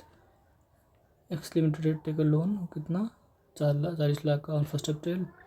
Cost of the building, the loan के interest 8% पर annum as pay loan 1 April 2002। Did not consider the constraint period a substantial period of the time as per index. अगर as per index 23 नहीं है तो interest cost हम इसमें include नहीं करेंगे। Calculate the cost of the will be included intangible non-current asset as an addition। include intangible non-current asset as an addition। ठीक है, तो हम इसको देख लेते हैं इन्होंने कैसे किया हुआ है। डायरेक्ट लिएबिलिटी होगी कितनी, purchase price of land, stamp duty, agriculture fees, site preparation. Okay, material में से हमने 2 कॉस्ट कर दी, एक तो कौन सी मटेरियल जो हमारा स्पॉइल्ड हुआ था वो, और दूसरा फोल्डेड डिज़ाइन की वजह से जो हुआ था वो कैसे कर दी, लेबर में से 22 की माइनस कर दी। जनरल वेट को हमने कंसिडर नहीं किया, इंटरेस्ट को कंसिडर नहीं किया क्योंकि इंटरेस्ट 23 ने मना कर दिया था, तो हमारी कॉस्ट आ जाएगी ये। ठीक है, अब देख लेते हैं नया वाला। X limited purchase an asset 1 जनवरी में परचेज करी 1 लाख की, an estimated useful life 10 years, residual value nil है। The company is charge application using straight line method 10% वसूली 10,000 पर एनम। ठीक है, कैलकुलेट करके दे दिया। ऑन जनवरी 2004 मतलब कि 4 साल बाद, the management of the experiment view the estimate of life decide that the will B probably useful for the further 4 years, therefore total divide 8 years. मतलब 4 साल बाद बोला कि इसकी लाइफ 4 साल और बची है, तो यानी कि टोटल लाइफ 8 ईयर्स होगी। For the set for the remaining year. ठीक है, रिमेनिंग ईयर में करना है हमें, कितना डेप्रीशिएट होगा, 4 साल में कितना चला गया, 40,000, 1 लाख में से गया तो 60,000 बचा। अब 60,000 को हमें कब करना है, 4 साल में करना है, तो ये 15,000 रुपये पर मंथ पर ईयर हमारा डेप्रीशिएशन जाएगा। ठीक है, हो गया। अभी वाला देख लेते हैं, इलस्ट्रेशन 12। परचेज की हमने लैंड 10 मिलियन की, including legal cost of 1 million. ठीक है, इंक्लूड होगी। For the construction commence 1 April 2001 100 इनकर द फॉलोइंग। ठीक है, 10 लाख तो हमारे इंक्लूड होंगे। ठीक है, ये 1 लाख की जो 1 मिलियन की जो हमारी कॉस्ट है, लीगल फीस वो हमारी इंक्लूड रहेगी, उसमें कोई इशू नहीं है। अब कंस्ट्रक्शन देख लेते हैं हमारा क्या क्या होगा। हमने प्रिपेयर की, लेबलिंग की ऑफ लैंड, ये इंक्लूड होगा। परचेज ऑफ मटेरियल, कंस्ट्रक्शन, ये एम्प्लॉय कॉस्ट ये इंक्लूड होगी। Directly construction factory per month है, कितना मंथ काम चला वो हमें पीछे दिखेंगे, वो इंक्लूड होगा। ऑनगोइंग ओवरहेड एलोकेटेड ओवरहेड नहीं होंगे, normal overhead allocated per month ये इंक्लूड नहीं होंगे। इनकम रिसीव्ड ये भी हमारे पेंटल में जाएगा, देखा था हमने कि कोई भी परमाइसेस खाली पड़ी हुई है उससे कुछ हमें इनकम होती है तो हमारी पेंटल में जाएगी, इससे रिड्यूस नहीं होगी। एलोकेटेड एम्प्लॉय ये भी नहीं होगा, कॉस्ट ऑफ ओपनिंग सेरेमनी ये भी इंक्लूड नहीं होगा। ठीक है, अब देख लेते हैं क्या दिया। Factory was complete on 30 November, consider सब्सपेशल पीरियड, यानी कि अगर इसमें कोई लोन वगैरह दे रखा हो तो वो भी हम इसमें इंक्लूड करेंगे। 23 नवंबर में हो गई। स्टार्ट कब थी, मई से, मई जून जुलाई अगस्त सितंबर अक्टूबर नवंबर, यानी कि 7 मंथ। तो ये पर मंथ है तो इसको 7 से मल्टीप्लाई कर देंगे, इसको भी 7 से मल्टीप्लाई कर देंगे। और जो प्रोडक्शन बिगन हुआ था 1 फरवरी को हुआ था 2002 में, तो उससे हमारे क्वेश्चन है जब हमारी कंप्लीट हो गई रेडी टू यूज़ है तब। The overall useful life of factory building is 40 साल from the date of completion. However the it is estimate that the factory will need be replace 20 years after date of completion. And the cost of placement of roof price would be 30% of the total cost of the building की cost करना of the cost of the land. तो हमें इसमें bifurcate करना पड़ेगा, land की cost कितनी है और बिल्डिंग की कॉस्ट कितनी है, ठीक है। क्योंकि हमें यहाँ पर कंपोनेंट वाला जो इशू है यहाँ पर आ जाएगा, मतलब जो डिफरेंट यूज़ है, मतलब यूज़फुल लाइफ हमारी सेम नहीं है, तो हमें यूज़फुल लाइफ के हिसाब से उनका डेफिनेशन कैलकुलेट करना पड़ेगा। At the end of 40 years period, Salem has legally enforceable obligation demolish the factory, restore the site original condition. The debt estimated the cost of demolition 40 years time based prelim time will be 20 million and इसका adjustment factor कितना है उसका 8% पे 0.406, इसको हम इससे multiply करके P V निकाल लेंगे, ये भी हमारी इंक्लूड होगी। The cash of the factory was partly finance by the loan, ठीक है, क्योंकि हमारा फाइनेंस सब्सटेंशियल पीरियड कवर करता है, तो इसका जो एक्सपेंस इंटरेस्ट एक्सपेंस होगा ये भी इंक्लूड होगा। 17.5 million taken out of April. The loan was an annual rate interest rate of 6% and salary receive investment income of this amount. अब इसमें एक चीज़ है, हम फैक्ट्री के जो हम रेंट पे देते हैं कुछ टेम्परेरी टाइम के लिए, उस पर जो इनकम होती है हम वो उसकी कॉस्ट में इंक्लूड नहीं करते, माइनस नहीं करते उसमें। लेकिन हमारा यहाँ पे केस दूसरा है, हमने लोन लिया हुआ था, हमारे अभी जो हमने लोन लिया हुआ था वो अभी यूज़फुल नहीं था, मतलब अभी खर्चा नहीं करना था इनिशियली। जो हमारा इनमें हमारे पास जो भी लोन का अमाउंट था उसको हमने इन्वेस्टमेंट कर दिया, उससे कुछ इनकम आ गई, तो जो इनकम आई और जो हमारा लोन पे इंटरेस्ट बनता था उसको हम सेट ऑफ कर देंगे, और जो इंटरेस्ट रिमेनिंग है उसको हम कैपिटलाइज करेंगे, ठीक है। इसको हम देख लेंगे कि कितना इंटरेस्ट बन रहा है और कितना हमारी इन्वेस्टमेंट आ गई, कितना हम कैपिटलाइज करेंगे। Capture the carrying amount of the factory on the balance sheet date and explain the treatment of the the part 1। हमें फैक्ट्री करनी है, यानी कि इसमें फैक्ट्री में लैंड एंड बिल्डिंग दोनों आ गई, तो हमें लैंड का अलग से कैलकुलेट करना पड़ेगा, उस पर डेप्रिसिएशन नहीं आएगा। बिल्डिंग पे आएगा, बिल्डिंग पे भी रूफ का अलग होगा और अदर बिल्डिंग का अलग होगा। इसका सॉल्यूशन हम देख लेते हैं, डायरेक्ट सॉल्यूशन देख लेते हैं, नहीं तो टाइम लग जाएगा।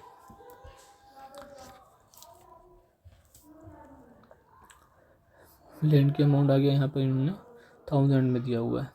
Both the purchase of land and building cost, legal cost and direct cost of factory. Preparation, ये भी लैंड की कॉस्ट का मटेरियल। एम्प्लॉयमेंट कॉस्ट हमारा मल्टीप्लाई हो गया होगा। डायरेक्ट ओवरहेड, ये भी एलोकेटेड ओवरहेड नहीं लेंगे, इनकम नहीं लेंगे, पार्किंग की वाली लोकेशन नहीं लेंगे, ओपनिंग सेरेमनी लेंगे, फाइनेंस कॉस्ट को मेट करेंगे। इसका वर्किंग नोट दिया होगा वो देख लेंगे।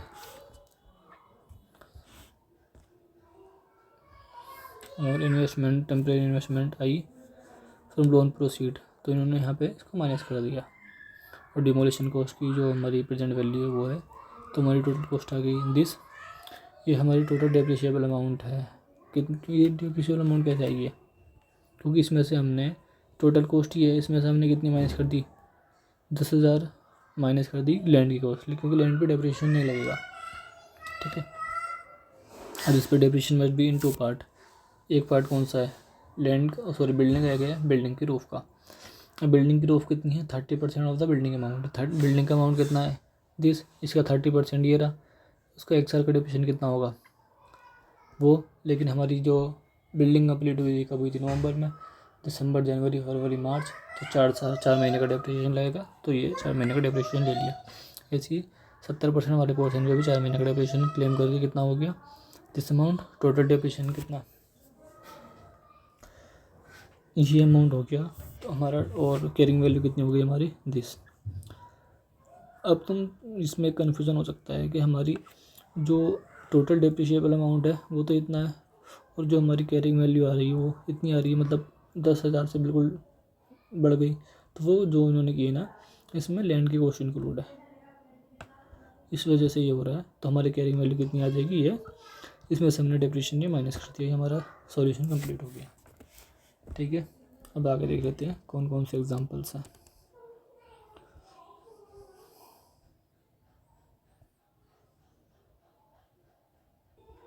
अभी एग्जांपल देखते हैं कौन सा है।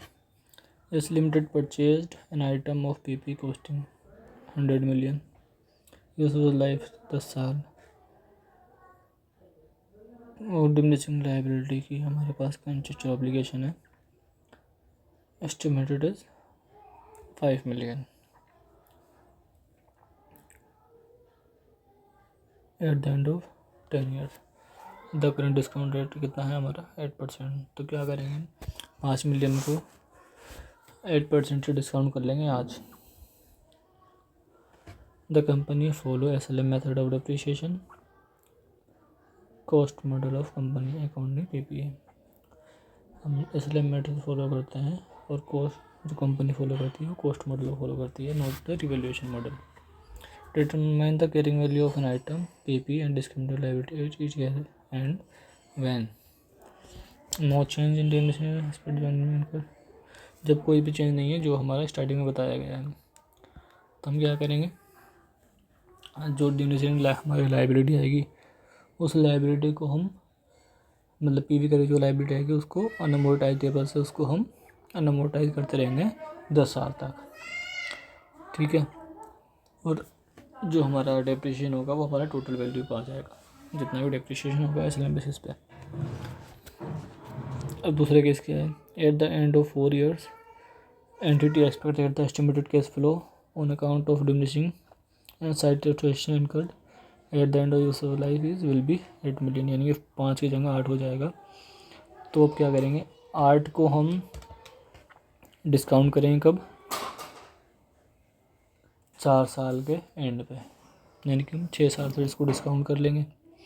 उस टाइम पे जो उसकी लायबिलिटी होगी वो, और जो हमारी अमोर्टाइजेशन टेबल में लायबिलिटी आ रही है eight the end of 4 years, उसका जो डिफरेंस होगा उसको हम एडजस्ट कर देंगे कहाँ पे, PP कॉस्ट में। वो बढ़ गया तो हम PP कॉस्ट बढ़ा देंगे और फिर हमारा डेप्रिसिएशन भी बढ़ जाएगा और रिवैल्यूएशन की हमारी लायबिलिटी भी रिवैल्यूड हो जाएगी, हमारी लायबिलिटी बढ़ जाएगी। उसको कैसे करेंगे, ठीक है, यहाँ देख लेते हैं कैसे किया हुआ है। द प्रेजेंट वैल्यू निकाल लेंगे इसकी, 5 लाख की 2.2 million आ गई। Additional cost of PP will be also भी रिकॉग्नाइज, तो हमारी कॉस्ट बढ़ जाएगी this amount plus this amount, 10 lakh plus 2.35, ये हमारा डेप्रिसिएशन आ जाएगा।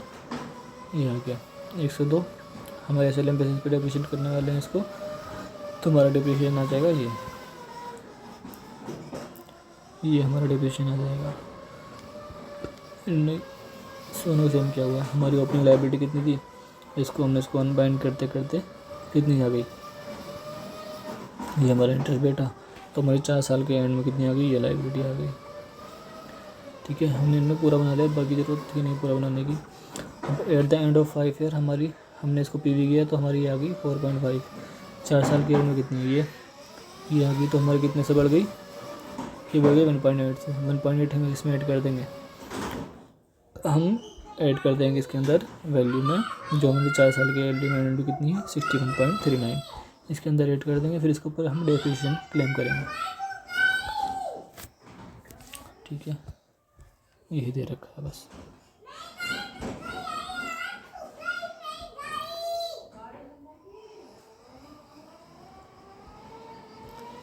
एक्सट्रैक्टिव फाइनेंशियल डायरेक्शन में कि हम किस तरह से करते हैं इसको, हम PP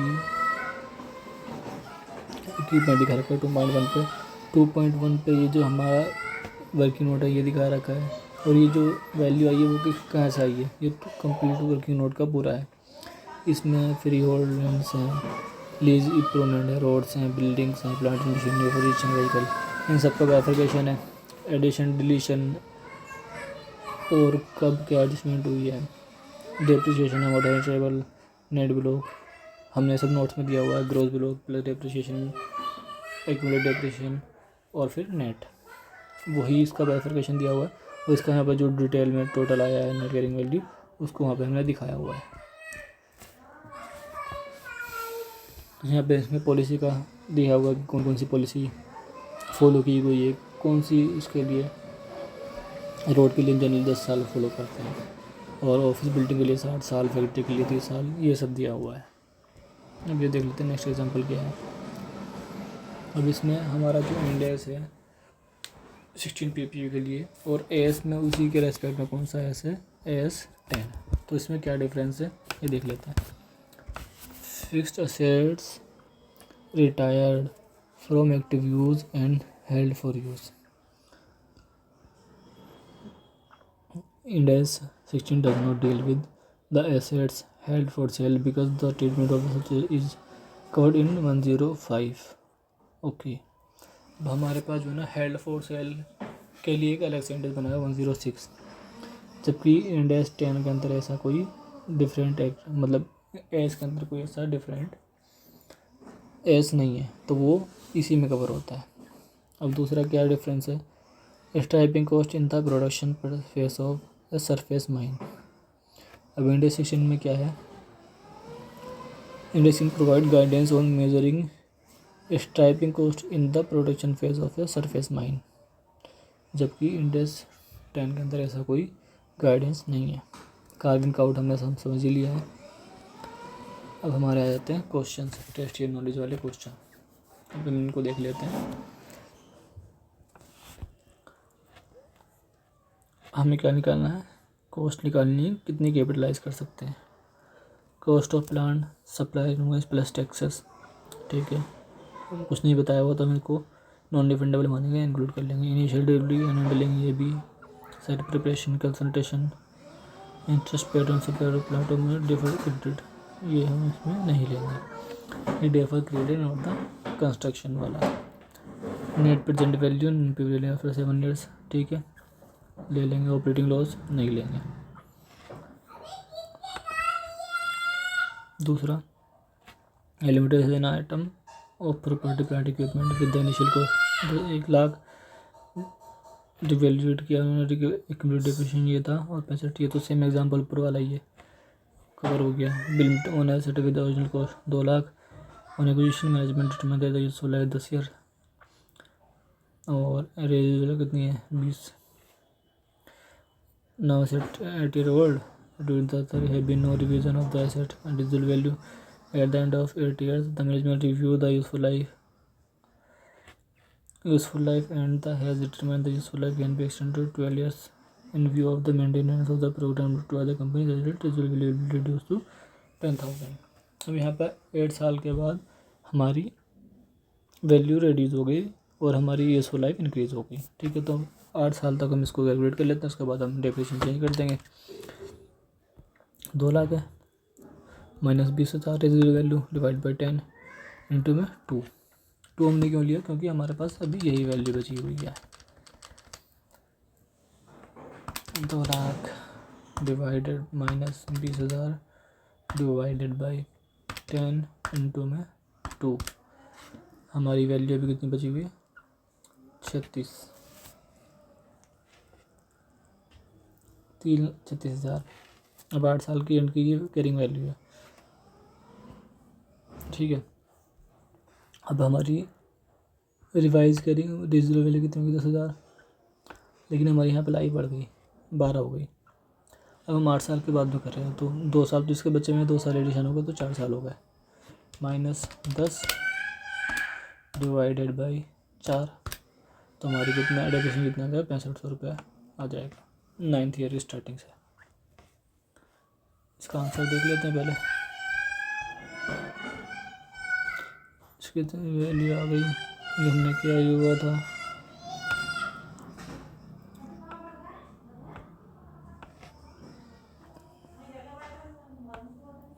ये डिफरेंट कैसे आ रहा है देखते हैं।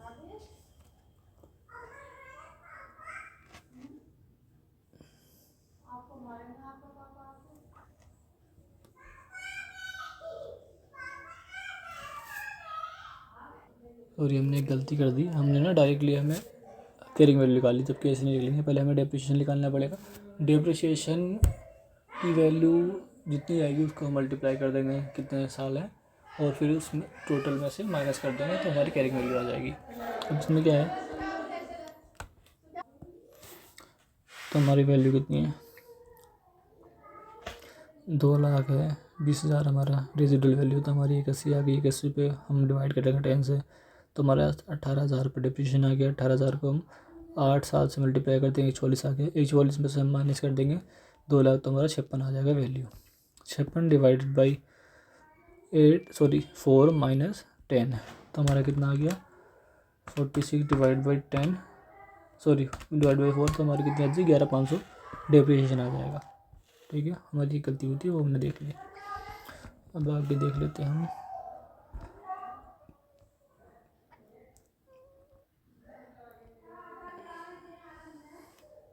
देखते हैं क्वेश्चन नंबर 4।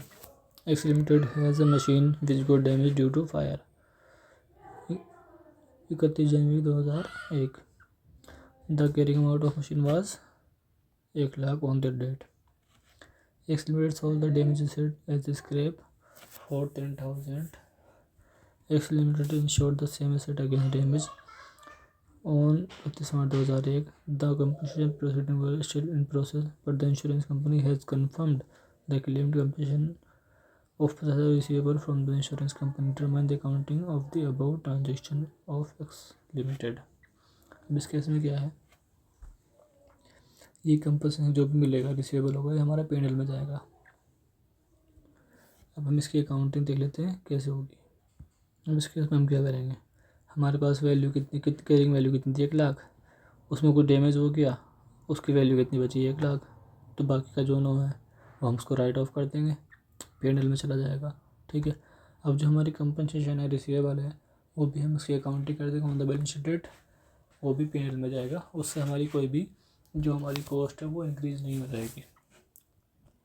अब नेक्स्ट देख लेते हैं। An entity has a nuclear power plant and a related decommissioning liability. The nuclear power plant started operation on 1st April 2001.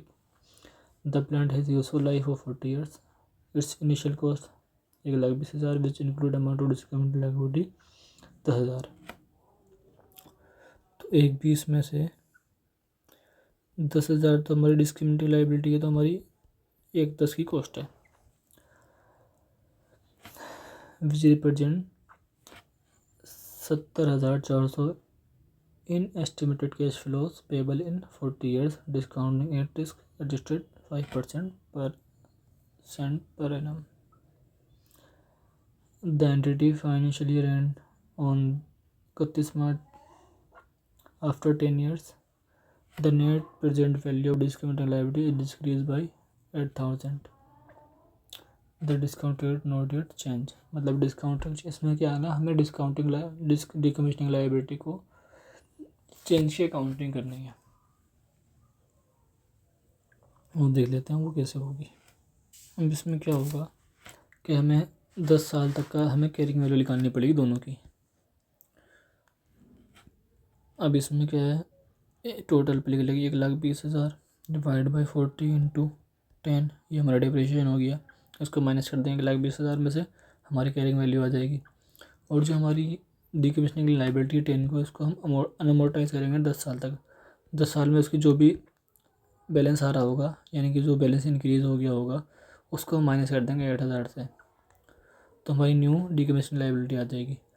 अब हम क्या करेंगे, हमारा डिप्रिसिएशन भी रिवाइज हो जाएगा क्योंकि हमारी डिकमिशनिंग लाइबिलिटी हो रही है। क्यों? क्योंकि डिकमिशनिंग लाइबिलिटी हमारा पार्ट है कॉस्ट का, तो हम इसको रिड्यूस कर देंगे 8 से। तो वो कैसे होगी, प्रोविजन फॉर डिकमिशनिंग लाइबिलिटी अकाउंट है भी 2 पी हमने कम कर दिया 8,000 से, और डिकमिशनिंग लाइबिलिटी को हमने ख़त्म कर दिया 8,000 से। नेक्स्ट क्वेश्चन देख लेते हैं। ये तो हो गया हमारा 6, बचा 7। Question number 7।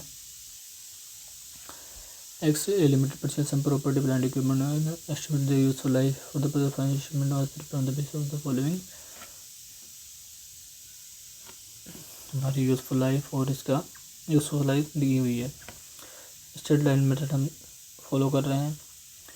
ऑन अप्रैल 2004 यानी कि 3 साल बाद the entity review the following life property, plant, equipment through an external expert. Building की 3 साल बाद करिए, तो इसकी यूरिया कितनी होनी चाहिए 12, इसकी होनी चाहिए थी 7, इसकी होनी चाहिए थी 4।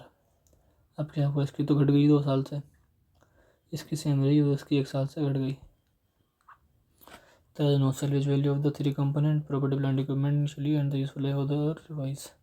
Examine the impact of revaluation of useful life on estimate of profit and loss account। ठीक है, हमारा डेप्रिसिएशन का इम्पैक्ट आएगा, सिंपल ही आ जाएगा। इसको देख लेते हैं आंसर।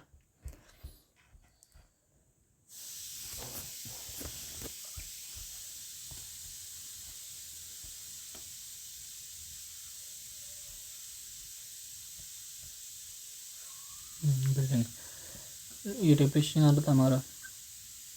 अब रिवाइज डेप्रिसिएशन कैसा आएगा, हमारी न्यू कैरिंग वैल्यू आ गई।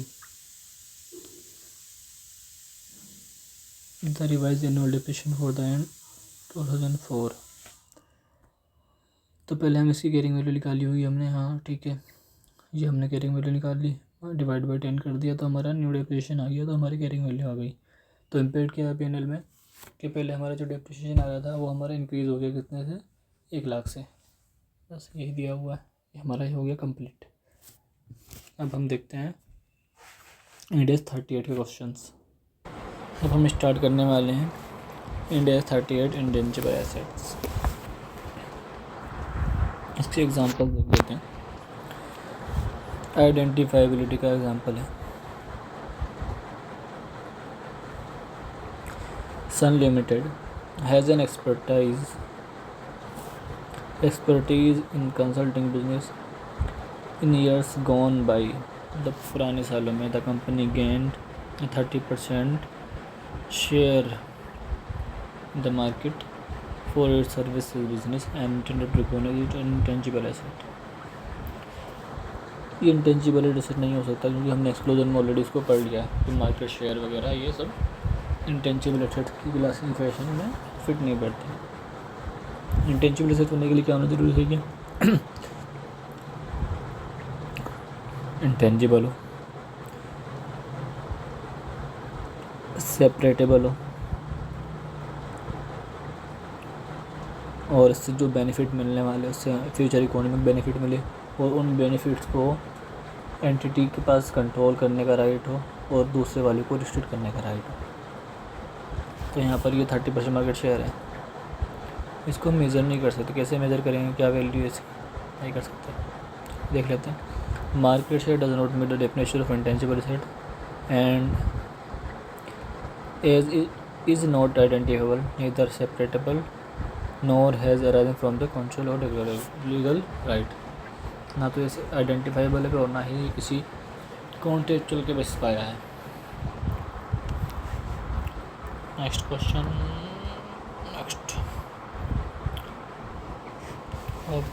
Illustration number 2, control. Company XYZ Limited has provided training to its staff on various new topics like GST, AS, Ind AS, etc. to ensure the compliance as per the required law. इसके वजह से company can recognise the cost of such training staff as intangible asset नहीं, क्योंकि जो employee हैं वो कभी भी छोड़ के जा सकते हैं, एंटिटी का उस पर कोई कंट्रोल नहीं होगा, तो ये कंट्रोलेबल नहीं है, इसलिए इसको हम इंटेंजिबल एसेट नहीं बोल सकते।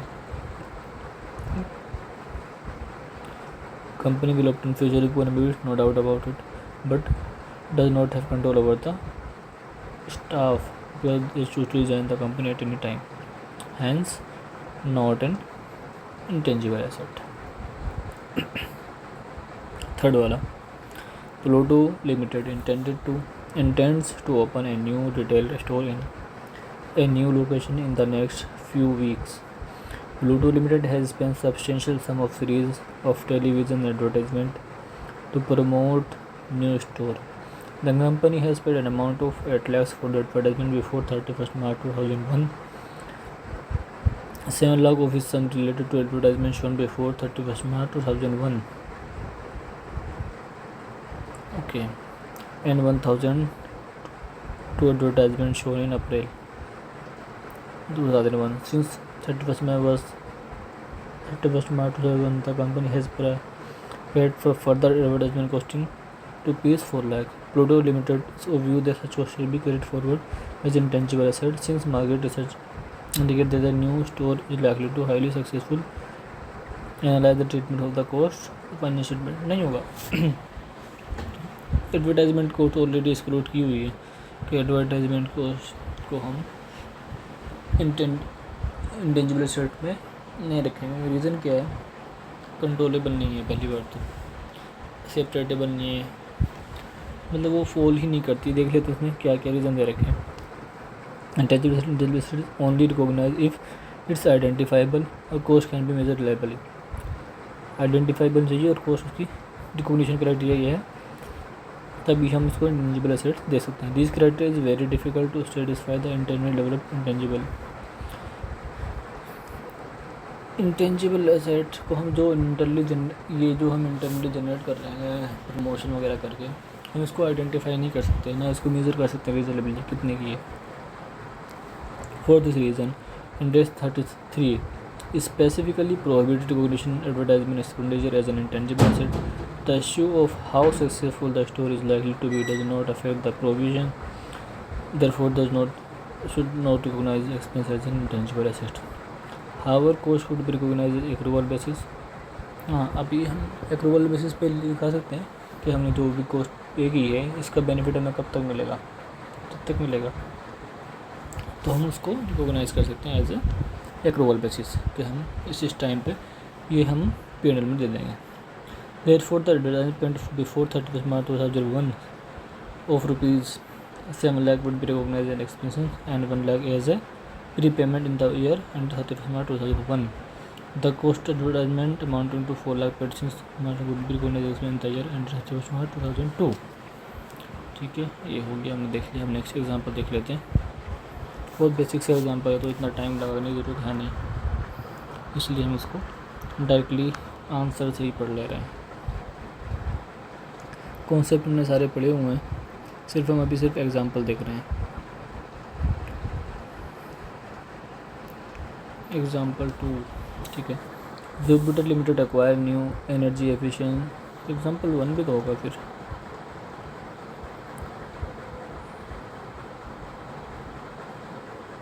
स्टेशन, ठीक है, मतलब कोई बेसिक साइज होगा तो इसको देख लेते हैं। Example number 2, Jupiter limited acquire new energy efficient technology that will significantly reduce its energy cost for manufacturing.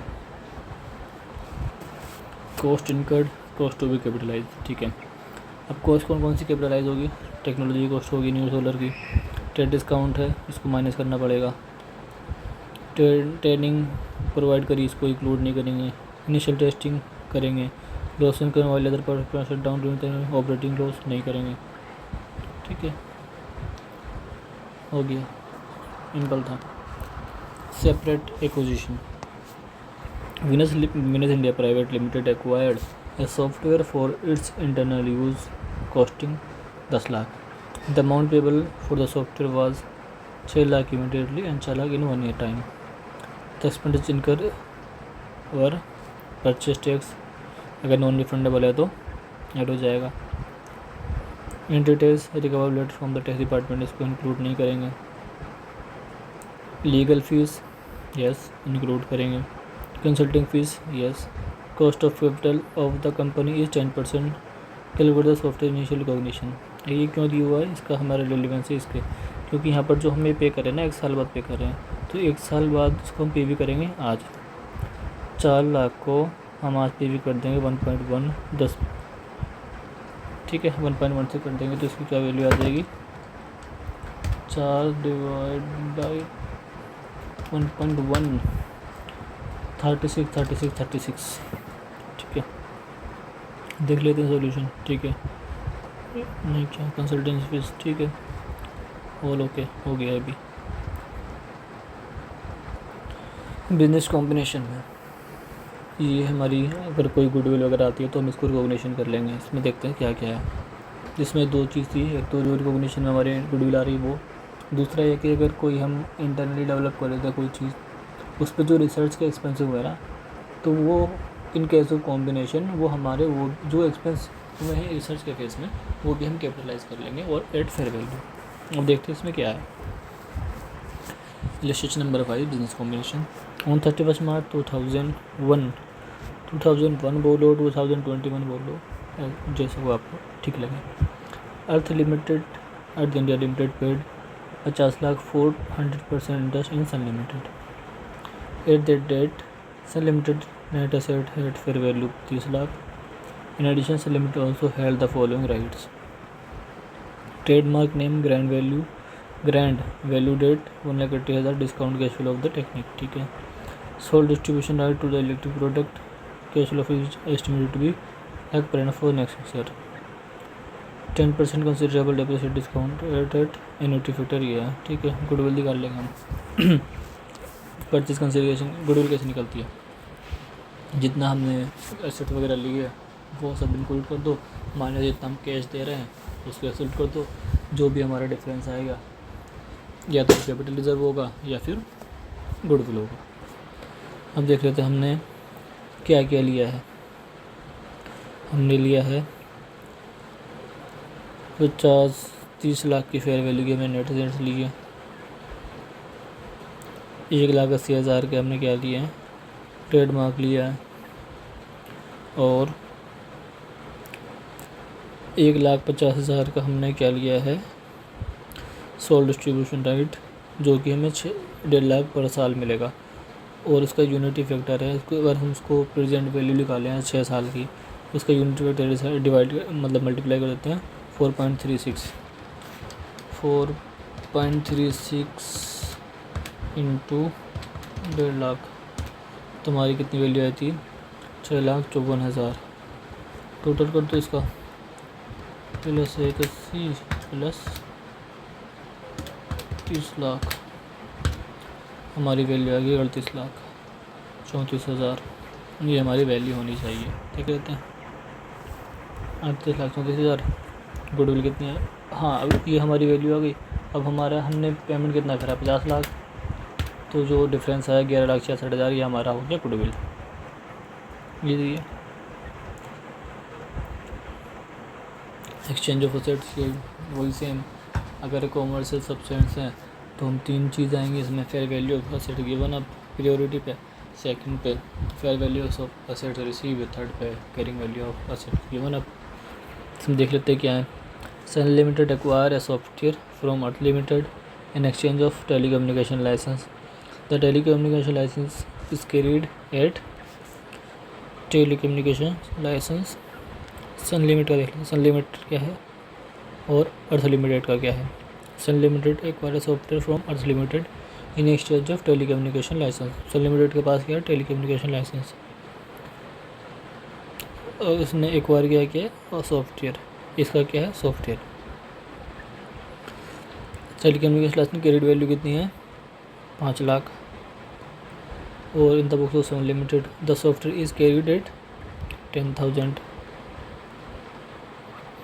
5 lakh 10 के credit the book of limited is not the fair value, ठीक है। ये कैरिंग वैल्यू है ना कि fair value. Pass generally in the following situation in sun limited and earth limited. पहले sun limited में देख लेते हैं।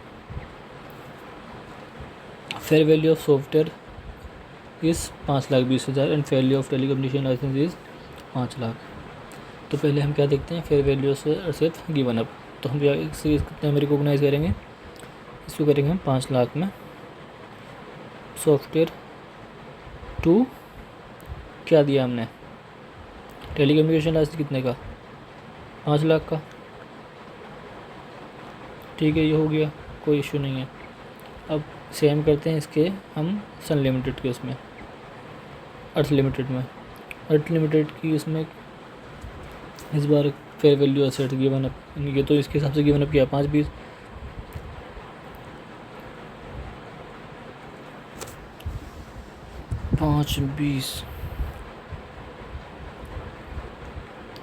टेलीकम्युनिकेशन लाइसेंस अकाउंट डेबिट कितना, 5,20,000 to carrying value of assets given up, यानी कि जो इन्होंने दिया है सॉफ्टवेयर उसकी है 10,000। तो बाकी क्या बचा, गेन कितना, 5,10,000। ये हमारा फर्स्ट वाला हो गया पूरा। सेकंड वाला fair value of software is not measurable for similar licence is other companies, ठीक है। फेयर वैल्यू ऑफ सॉफ्टवेयर की नहीं पता कितनी है, और टेलीकम्युनिकेशन लाइसेंस की पता है कितनी, 9,40,000। अब इस केस में 2 केस हो जाएंगे सेम एज सन लिमिटेड के लिए, क्योंकि सन लिमिटेड का गिवन अप है तो ये 490 पे रिकॉग्नाइज हो जाएगा, और यहाँ पर लॉस आ जाए 10 का, और बाकी जो कैरिंग वैल्यू है 5 लाख की यहाँ पर क्रेडिट हो जाएगी। अब आएगा अर्थ लिमिटेड में। अर्थ लिमिटेड के पास नहीं है, एसेट्स सॉफ्टवेयर की वैल्यू नहीं पता, लेकिन टेलीकम्युनिकेशन नहीं पता है, सेकंड वाला यही है 490 माइनस 210 जो हमारी कैरिंग वैल्यू, 2 एक्सचेंज गेन कितना 480, ठीक है। Neither value not carrying value not liable measure, ना तो उसकी वो पता, तो दोनों की दोनों कैरिंग वैल्यू पे रिकॉग्नाइज कर लेंगे जो हमारी कैरिंग वैल्यू होगी। इसकी कैरिंग वैल्यू 5 लाख, इसके 10 लाख। अब देख लेते हैं क्या है, पहले वाले का क्या है 5 लाख 5 लाख 10 लाख, सॉफ्टवेयर 490 का 10 का लॉस हो गया हमारा, ठीक है। 5 का लाइसेंस हो गया, इस बार 490 10 तो 80 का प्रॉफिट हो गया। इस बार हमारी 500 पे हो गई, ये 10 पे हो गई, ठीक है, हो गया, कोई इशू नहीं था। Next example,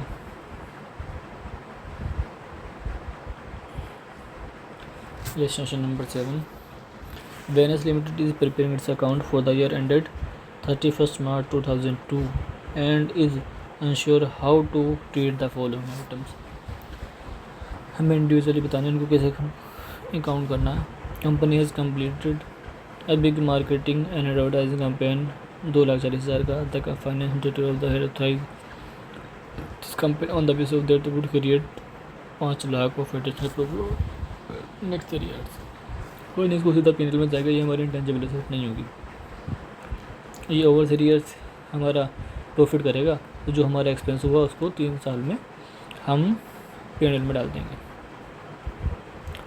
any product was developed during the year, the expenditure aggregate 1.5 lakh which was incurred up to 31 November and this become कैसे वाज टेक्निकली भी viable. The will be launch on the next 4 month and इस recovery amount is estimated to be 7 lakh. अब इसमें 2 case हैं, research और development का। Any product was developed during the year, the expenditure of aggregate 1.5 lakh, 1.5 lakh का expenditure हो गया। 1 lakh incurred हो गया कब तक, 30 सितंबर तक, और उसके बाद हुआ है बाकी के बजाय 50,000 कब हुआ है उसके बाद डेवलपमेंट फेज़ में। तो हमारा सिर्फ ये रिकॉग्नाइज होगा 50,000, लेकिन इसकी रिकवरेबल वैल्यू कितनी है कितनी है 70, तो कितने पे होगा हायर पे, हायर कितना है 70।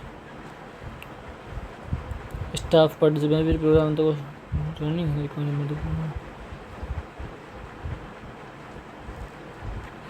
Staff participating in training programme which host company 3 lakh. Training organiser had made presentation to that boaster outline that the increment profit. Training provide कराई जा रही है स्टाफ को और एस्टिमेट कर रहे हैं कि उससे उस ट्रेनिंग की वजह से हमें 5 लाख का प्रॉफिट होगा नेक्स्ट 12 मंथ में। तो ये नहीं P&L में जाएगा, कोई इंटेंजिबल एसेट क्रिएट नहीं होगी। अब देख लेते हैं क्या है। Market not recognise 50,000 will be recognise, इसमें से product with the product become technically feasible recognise the loss account as an expenses. Training programme non intangible asset, हमने जो 70,000 वाला लिखा है ना, वो हमने at the end of year दिखाया है। क्या है इसकी वैल्यू, इसमें एस्टिमेशन दिखाया है खाली, रिकवरेबल अमाउंट का एस्टिमेशन, ठीक है। तो हम 50,000 को उसको रिकॉग्नाइज़ कर लेंगे। इनिशियली रिकॉग्निशन हमारी कॉस्ट पे होती है, तो हम उसको रिकॉग्नाइज़ कर लेंगे 50 लाख पे, 50,000 पे। Development face, expenditure on process 27, total हमारा दिसंबर तक हुआ है 27 और जनवरी से मार्च तक हुआ है 900, तो हमारा 3600 टोटल हुआ है। This the provision made the intangible asset recognise credit to development on 1 January. The amount estimate to be recover from the process is 1000, ठीक है। तो हमारा इनिशियली का वो कितना रिकॉग्नाइज होगा, कितना होगा 900।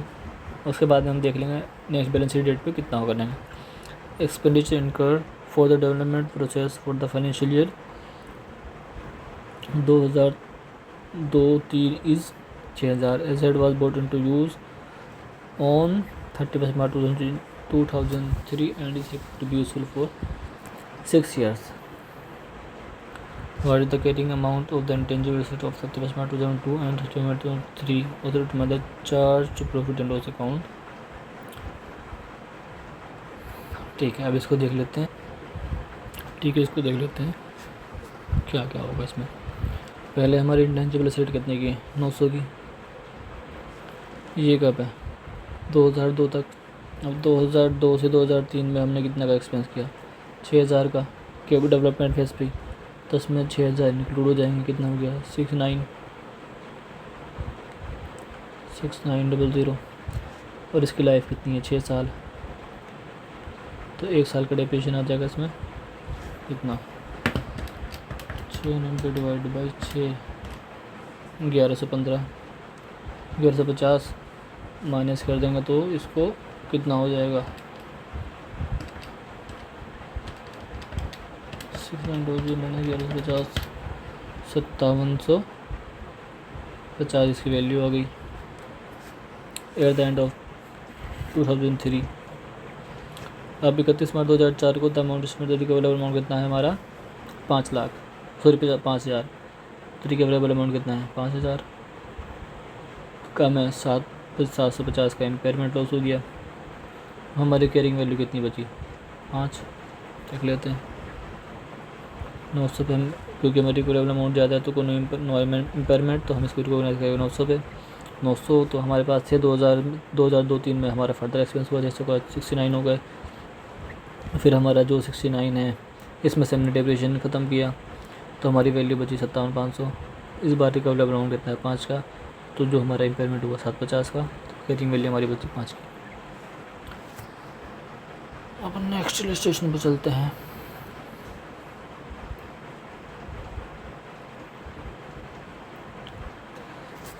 Illustration number 9, revaluation model. Startup limited acquire intangible asset on 31 March 2001 for 1 lakh. The asset was revalued 1,20,000 on 31 March 2002 and 85 on 31 March 2003.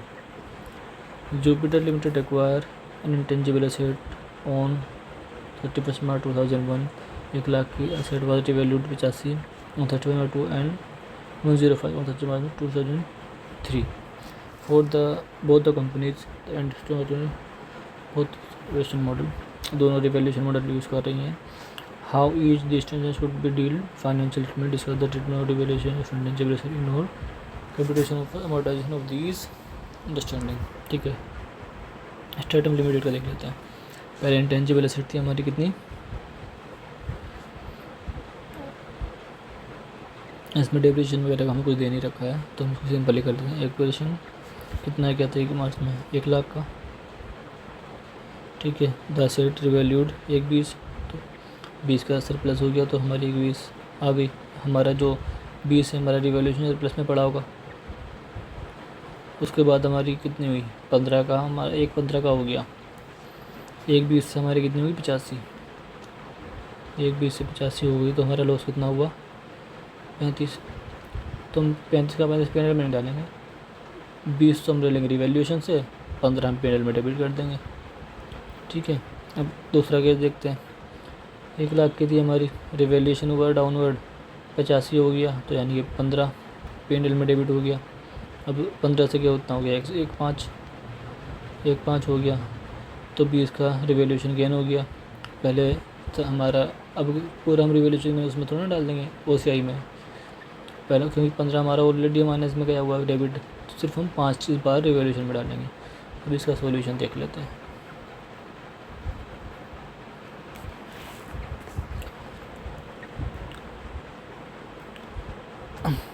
Revaluation इतना है हमारा 20, revaluation user and the recognise both the companies income 20।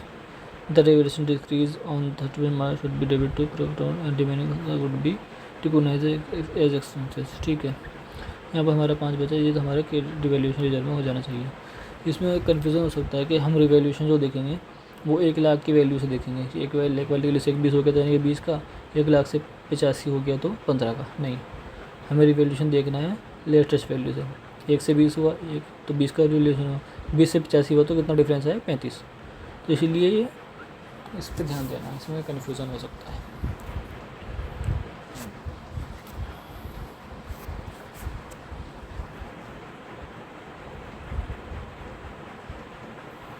Illustration number 10 examples हैं, example देख लेते हैं। वैसे तो example देखने की ज़रूरत है नहीं, सारा नोट्स में पड़ा हुआ है, हम सिर्फ इलस्ट्रेशन पे देखते हैं।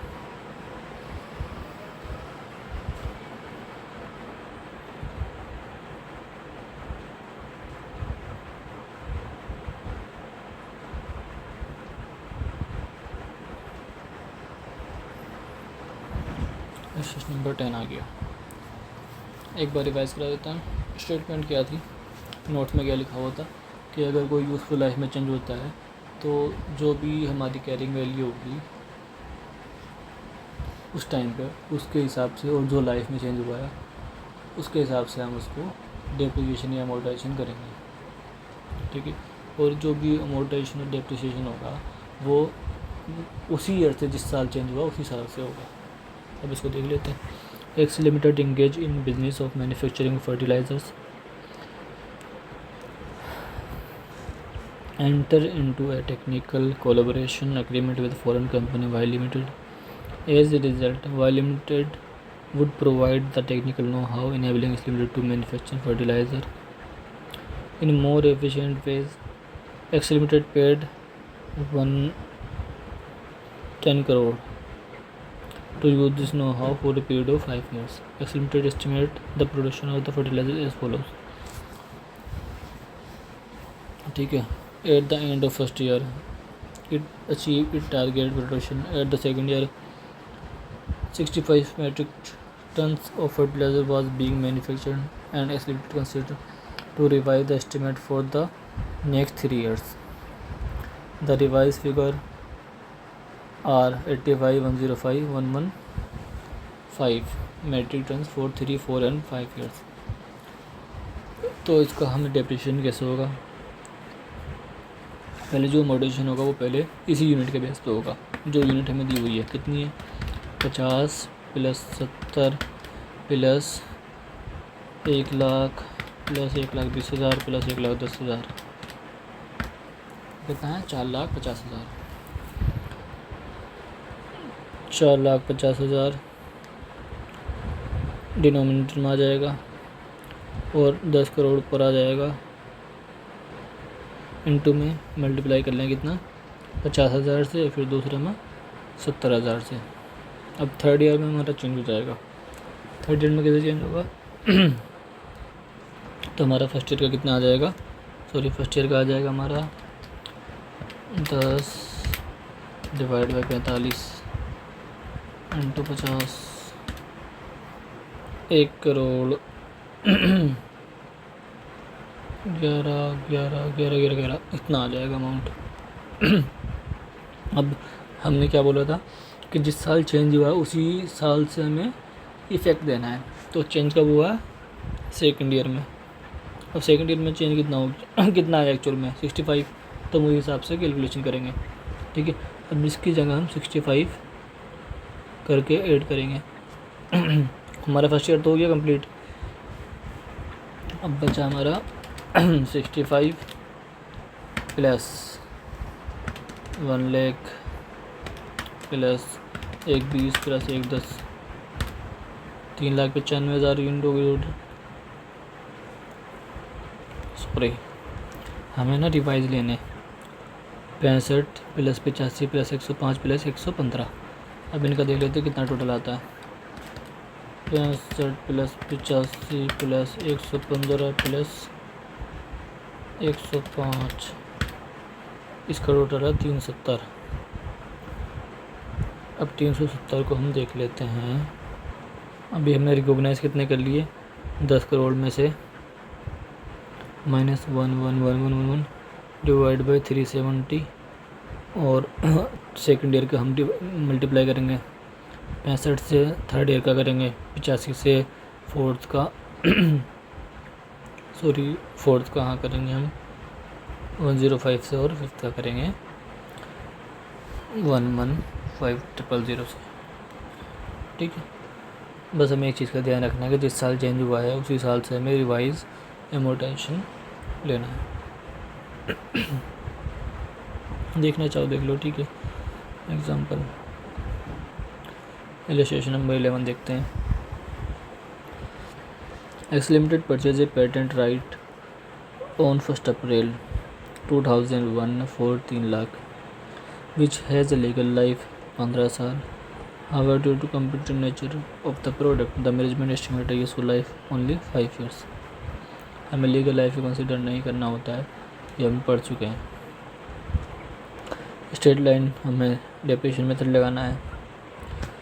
एज ऑन 1 अप्रैल 2002 यानी कि 1 साल बाद मैनेजमेंट इज अर्सेंट that the process can actually be made economically feasible and decide to write down the patent on estimated market value of 1,50,000 and desire to amortise over 2 years. मतलब जो उसकी market value है उन्होंने estimate करी 1,50,000 और उसको 2 साल में अमोर्टाइज करने का इंटेंशन दिखाया. एज ऑन 1 March 2003 2 साल बाद having preferred the relation production process the asset is now appraised at value 3 lakh. Furthermore, the estimated useful life is now revalued at 4 years more, to be 4 more years. ठीक है, अब देख लेते हैं इसको.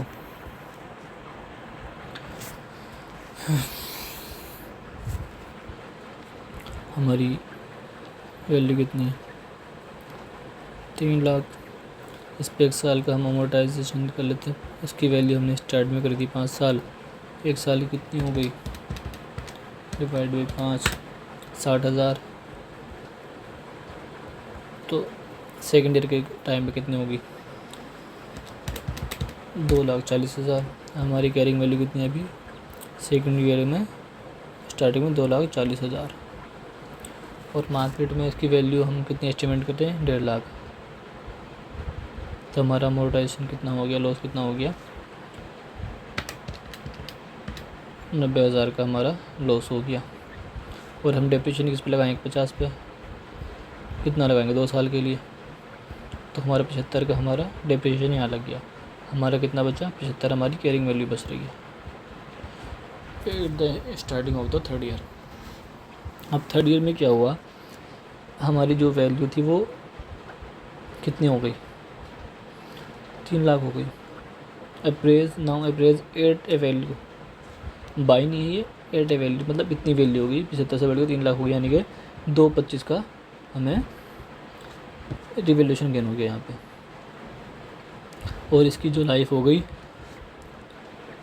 Estimated useful is now believe to be 4 more years. 4 साल role चलेगी यानी कि 4 साल. तो इसका डेप्रिसिएशन कितना आएगा? 75.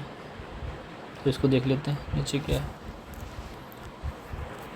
लेस अमोर्टाइजेशन कितना? 2,40 की कैरिंग वैल्यू है. फिर वैल्यू इतनी है हमारी. तो हमारा ये हमारा क्या हो गया? हमारा प्रॉफिट एंड लॉस में चला जाएगा. रिटर्न डाउन होगी इतनी वैल्यू. और हमारा 75 की हमारे 75 का डेप्रिसिएशन लगे अगले साल. 75 की हमारी कैरिंग वैल्यू बची. इस बार हमारी जो 3-4 में वैल्यू है 75 की है, ये वैल्यूड हो गया हमारा 3 लाख. तो कितने से हो गया हमारा? 2,25 से हमारा गेन हो गया रिवैल्यूएशन गेन. लेकिन रिवैल्यूएशन गेन हम सारा का सारा रिवैल्यूएशन में तो नहीं ले जाएंगे. कितना ले जाएंगे? जो हमारा ऑलरेडी रिवैल्यूएशन लॉस हुआ है उसको माइनस कर देंगे. रिवैल्यूएशन कितना हुआ हमारा? 90,000 हुआ है. 2,25,000 में से 90 गया 1,35,000 हमारा रिवैल्यूएशन सरप्लस में चला जाएगा. अब अमोर्टाइजेशन कितना होगी? 75,000 होगी हमारी. 3 लाख है, 4 साल की यूजफुल लाइफ है. 75 को ख़त्म हो जाएगा. हो गया ये क्वेश्चन भी. क्वेश्चन नंबर 12 देख लेते हैं. X limited x pharmaceutical limited seek your opinion with respect to the following accounting transaction. Acquired a 4-year license to manufacture a specialist drug at cost of 1 crore. At the start of the year, production commenced immediately. Also purchased another company at the start of the 4 years. As a part of acquisition, Limited acquired a brand with the fair value 3 crore based on the sale revenue. The life of the brand estimated to be 15 years. ठीक है. Question: spend 1 lakh on advertisement campaign for 6 years. Subsequent have sell इसको intelligible set में include नहीं करेंगे. It has commenced developing a new drug for A. The project cost would be 10 crore. Clinical trial approval successful and such drug is expected to generate revenue over the next 5 years. Cost इनकर कितनी है? 5 lakh, balance income during the 1, 2, 5 lakh. अब ये जो है कब capitalise accumulated कितनी है, इसको देखते हैं आगे क्या दिया हुआ है। It has also commence developing another drug B, it has incurred 50 lakh towards research till 31 March 2002, the develop facility is not yet. तो ये हमारे पेंट में जाएगा। Account in the books of account, किस तरह से अकाउंट फॉर होगी ये, ठीक है। स्टार्टिंग के 2 तो हमारे हो जाएंगे इजीली, थर्ड वाले भी नहीं होगा, फोर्थ वाले में हमारा क्या है, ड्रग है। It has commenced developing a new project. Drug A. The project cost would be 10 crore. Clinical trial approved successful and surgery is expected to generate revenue over the next 5 years. अब इसमें अब cost incurred है accumulated है till 31 March 2001 5 crore और 1-2 की 5 करोड़। अब इसमें ये सिर्फ डेवलपमेंट की है, इसमें कुछ रिसर्च वाले नहीं है, तो हम इसको मानेंगे ये जो कॉस्ट है ये ओपनिंग है और ये ड्यूरिंग द ईयर, तो हमारी 10 करोड़ हम कैपिटलाइज कर लेंगे। कॉस्ट डेट ए ओपनिंग ये 5 10 कैपिटलाइज हो जाएगी और ये हमारी एक्सपेंस हो जाएगी क्योंकि हमारा फीसिबिलिटी अभी एस्टेब्लिश नहीं हुई है। अब इसमें दिया हुआ है कि हमें बैलेंस शीट में किस तरह से इसको शो करना है। इंटेंजिबल एसेट के लिए हमारा अलग है, डेवलपमेंट वाली अलग, इंटेंजिबल एसेट जो हमने एक्वायर की है वो अलग है, WIP और कंप्लीट। ये हमारे नोट्स कैसे कैसे दिया हुआ है, इसका एक्सट्रैक्ट दिया हुआ है, अकाउंटिंग पॉलिसी हमें कैसे दिखानी है वो हमें सब बताना है कि हम अगर हमारे पास सॉफ्टवेयर है तो उसकी हम लाइफ क्या दिखाते हैं, कोई राइट्स हैं तो उसकी जो कॉन्सेप्चुअल राइट होगा उसकी हिसाब से दिखाते हैं।